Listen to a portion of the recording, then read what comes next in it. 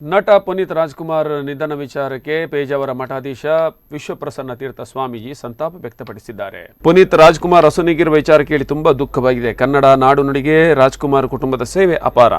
ಪುನೀತ್ ರಾಜ್ಕುಮಾರ್ ಅವರು ಕಲಾವಿದ ಮಾತ್ರ ಅಲ್ಲ, ಪುನೀತ್ ಒಬ್ಬ ದೊಡ್ಡ ಸಮಾಜ ಸೇವಕ. ತಾನು ದುಡಿದ ಸಂಪತ್ತನ್ನ ಸಮಾಜದ ಕಲ್ಯಾಣಕ್ಕಾಗಿ ವಿನಿಯೋಗಿಸ್ತಾ ಇದ್ರು. ಪುನೀತ್ ಅಗಲಿಕೆ ಸಮಾಜಕ್ಕೆ ದೊಡ್ಡ ನಷ್ಟ. ಭಗವಂತ ಮೃತರಿಗೆ ಚಿರಶಾಂತಿ ಕರುಣಿಸಲಿ. ಅಗಲುವಿಕೆಯ ನೋವು ಸಹಿಸುವ ಶಕ್ತಿ ಭಗವಂತ ನೀಡಲಿ. ಯಾರು ಅತಿರೇಕದ ವರ್ತನೆ ಆತ್ಮಹತ್ಯೆ ಒಳಗಾಗದಿರಿ ಎಂದು ಪೇಜಾವರ ಮಠಾಧೀಶ ವಿಶ್ವಪ್ರಸನ್ನ ತೀರ್ಥ ಸ್ವಾಮೀಜಿ ಕರೆ ನೀಡಿದ್ದಾರೆ.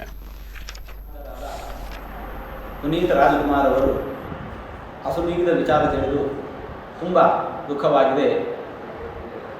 ಕನ್ನಡ ನಾಡು ನುಡಿಗೆ ಅವರ ಕುಟುಂಬದಿಂದಲೇ ವಿಶೇಷವಾದ ಸೇವೆ ಸಂದಿದೆ.